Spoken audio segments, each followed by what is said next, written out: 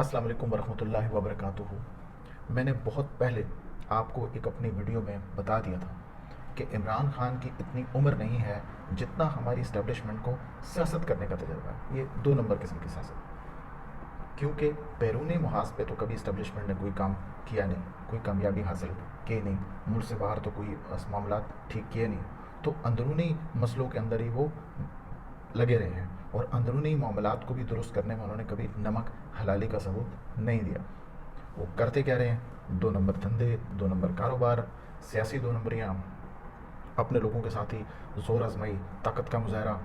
उन्हीं लोगों का खून निचोड़ कर उन्हीं लोगों के ऊपर हुक्मरानी,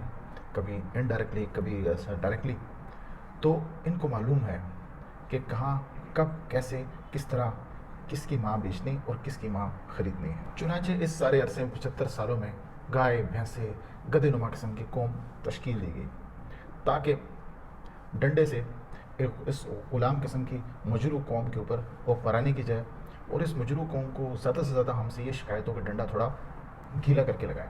ताकि ज़्यादा तकलीफ ना हो। इसके अलावा वो अपने किसी दूसरे हक़ के लिए आवाज़ ना उठा सकेंगे, भाई ये डंडा क्यों दे रहे हो, इस मुल्क के असल हुक्मरान तो हमें। मगर एक ख़ास तरीके से तालीम निसाब और दूसरे हथकंडे इस्तेमाल करके मकदार हजूम तैयार किया गया कि जिसके साथ जो मर्ज़ी हो जाए, चाहे जितनी महंगाई हो जाए, चाहे जितनी ज़्यादती हो जाए, वो अपने घर से निकलने को तैयार नहीं है। रोज़ मरने को तैयार है मगर एक बार मरने को तैयार नहीं है। 9 मई का सर्कस तो आपने देखा ही होगा, किस तरीके से जमहूरियत का मुरब्बा बनाकर जजों, साफ़ियों, सियासतदानों, मईशतदानों के हलक से उतारा गया है। और इससे आपको हकीम साहब की जो हिकमत है उसका खूब अंदाज़ा हो गया होगा। तो भाई यही काम है जो ये करते हैं। और अगर कोई शख्स इस दौरान आकर नमक हलाली का सबूत देगा तो उसका हाल वही होगा जो आजकल एक साहब का हो रहा है जिसका नाम लेने पे पर्चा हो जाता है। ताज़ा तरीन मिसाल ये है कि कोई एक जज साहब है, उन्होंने कोशिश की और एतराज़ किया कि भाई निगरान हुकूमत के अंदर कई हज़ार एकड़ ज़मीन बंजर के नाम पे एक ख़ास इदारे को मुंतकिल नहीं हो सकती।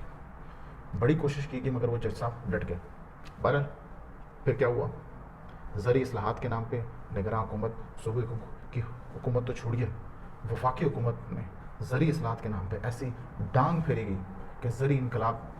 का नाम लेकर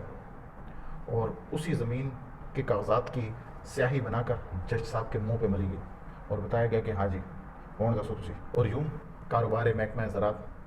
रवां दवां रहता है और रहजन मेरे कारवां रहता है। बुरा क्या है कि इज्तमाही हरामखोरी और इनफरादी मुनाफिकत से हम आस्तीन के सांप पैदा किए जा रहे हैं, जिनके नाम हम मीर जाफ़र और मीर सादिक रखकर इन निचले दर्जे के गद्दारों के पीछे अपनी ऊंचे दर्जे की बगैरती को मुसलसल छुपाए जा रहे हैं। वरना ताकत का नशा तो हमेशा से ही दूसरों को दबाने के लिए होता है और अपनों को बचाने का एक फितरी अमल है। मिसाल के तौर पर अमेरिका यूक्रेन में जंग छेड़कर नेटो के ड्रामे रचाकर यूरोप को अपनी महंगी तवानाई बेच रहा है और रूस की सस्ती तवानाई एक तरफ कर दी उसने, जिससे यूरोप में अब एक महंगाई का तूफान आया हुआ है। एक तरफ नेटो के नाम पर यूक्रेन में यूरोप के पैसे फुकवा रहा है, दूसरी तरफ जो खुद इमदाद कर रहा है वो भी यूरोप को बेची गई महंगी तवानाई से कमाए गए पैसे हैं, यानी इनडायरेक्टली वो भी यूरोप से कमाया गया पैसा है, वो भी ज़ोर ज़बरदस्ती का।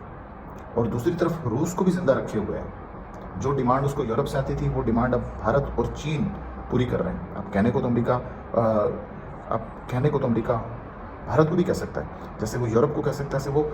भारत को भी कह सकता है कि वो रूस से तिजारत मत करे, मगर वो उससे तिजारत करवा रहा है ताकि रूस को भी किसी न किसी हालत में ज़िंदा रखा जाए, ताकि एक दिन ये भी यूरोप के स्थान के ऊपर रखा जाए। अगर रूस ख़त्म हो जाता है तो अमेरिका का जो इंटरफेरेंस करने का जो सारा सिलसिला है वो ख़त्म हो जाएगा और यूरोप को एक नई ताकत मिल जाएगी। और बिल्कुल इसी तरीके से वो यूक्रेन को भी थोड़ी थोड़ी इमदाद करके पैसा वैसा दे के सिसक के मरने के लिए छोड़ा हो।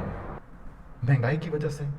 यूरोप के अंदर बढ़ती हुई महंगाई की वजह से उनकी मसनूआत भी महंगी होती जा रही हैं और तिजारत करने के लिए जो उनकी चीज़ें थी अमेरिका से या दूसरी दुनिया से वो भी महंगी होती जा रही हैं। तो मुसाबिकत के इस मामले में भी अमरीकी प्रोडक्ट्स जो हैं, अमरीकी मसनूआत, उनको दुनिया में फ़ोकियत मिल रही है बनस्बत महंगी यूरोपीय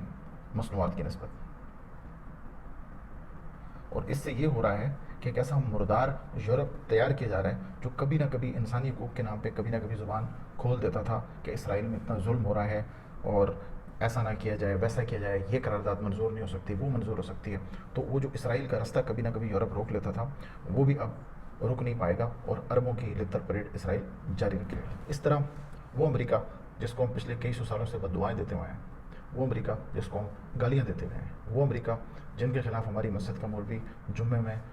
खुतबा देता था, बददुआएं करता था, वो दिन ब दिन मज़ीद ऊपर जा रहा है और उसकी थानेदारी के नए से नए तरीके निकल कर सामने आ रहे हैं और वो अपनी ताकत को इस तरीके से कंसोलिडेट कर रहा है, वो अपनी ताकत का इस तरीके से चालाकी के साथ मिला के इस्तेमाल कर रहा है कि मुश्किल नज़र आता है कि अगले 50-100 सालों के अंदर भी अमेरिका की इजारादारी को कोई दूसरा मुल्क चैलेंज कर सकेगा। कारोबारी लिहाज से देखें तो अमेरिका की बड़ी बड़ी कंपनी आप उठा के देख लें, दुनिया की तकरीबन 60% बड़ी कंपनी आपको सिर्फ अमेरिका में नज़र आएंगी और उन 60% बड़ी कंपनियों के पीछे भी 2 कंपनियां हैं, ख़ास तौर पे ब्लैक रॉक और वैनगार्ड। ये वैनगार्ड और ब्लैक रॉक आपको तकरीबन हर बड़ी कंपनी का के शेयर होल्डर दिखाई देंगे, चाहे वो एप्पल हो, माइक्रोसॉफ्ट हो या कोई और दूसरी कंपनी हो। और ब्लैक रॉक की जो 20 ट्रिलियन अमेरिकी डॉलर की इकॉनमी है, जो उनके पास 20 ट्रिलियन अमेरिकी डॉलर के असासे हैं, वो तकरीबन सारे यूरोप की इकॉनमी के बराबर है, जिससे आपको यहूदियों की ताकत का खूब अंदाज़ा हो गया होगा। ये वही यहूदी हैं जो ऐसी पेवनगारी कर रहे हैं कि बहुत जल्द महकमा ज़राअत के पाँव तले से वो प्लाट निकल जाएंगे जो उन्होंने अपने लोगों से कब्जाए हुए हैं और तारीख़ में हम एक इबरत का निशान बन के रह जाएंगे। बहरहाल हमारी दुआ है कि महकमा ज़राअत तमग़ा शुजाअत तक महदूद रहे, अपने काम से काम रखे और बलूचिस्तान के बॉर्डर से होती हुई स्मगलिंग की तरह दिन दुगनी और रात चुगनी तरक्की करे और अफ़गानिस्तान के बॉर्डर के ऊपर आर पार जाते हुए खेपियों की पुरसुकून आमदरफ की तरह वतन अजीज़ भी चैन की बांसुरी बजाए और हमारे लोग भी उसी तरीके से अमन व अमान से खैर खैरियत से अपनी ज़िंदगी गुजारें, जिस तरीके से जिस खामोशी से पाकिस्तान का तांबा पाकिस्तान से निकल के चुपके से चीन पहुंच रहा है और किसी को खानो खान खबर भी नहीं हो रही, ना वहाँ कोई दहशतगर्दी होती है, ना वहाँ कोई हमले होते हैं, ना वहाँ कोई टीटीपी है, ना कोई बड़ा तालिबान है, ना कोई अच्छा तालिबान है, ना कोई बुरा तालिबान है। बेचारे तालिबान अगर हैं तो वो उन इलाकों में जहाँ लोग रहते हैं और उनके ऊपर हमले हो रहे हैं, उनको ये भी नहीं मालूम हो रहा कि हम पे किस चीज़ के हमले हो रहे हैं, हमारा कसूर आखिर में क्या है।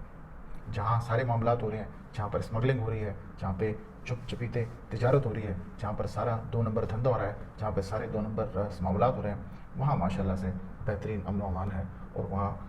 रावी चैन ही चैन दिखता है। हमारी दुआ है कि इसी किस्म का सुकून हमारी सारी कौम को भी नसीब हो, हमारा आदमी भी सुख की बांसुरी बजा सके, जो सुख की बांसुरी हमारे बॉर्डर्स के ऊपर स्मगलर बजा रहे हैं, जो हमारे बॉर्डर के ऊपर खेपिए बजा रहे हैं, जो हमारे बॉर्डर के ऊपर अंडर इन्वॉइसिंग करने वाले बना रहे हैं। खुदा करे जिस चैन से हमारे मुल्क में 2 नंबर कारोबारी काम करते हैं, जिस सुकून से हमारे मुल्क में स्मगलर काम करते हैं, जिस आराम से हमारे मुल्क में माफिया काम करता है, वो आराम और सुकून एक आम आदमी और हमारी कौम को भी नसीब हो सके। वमा अलैना इल्लल बलाग।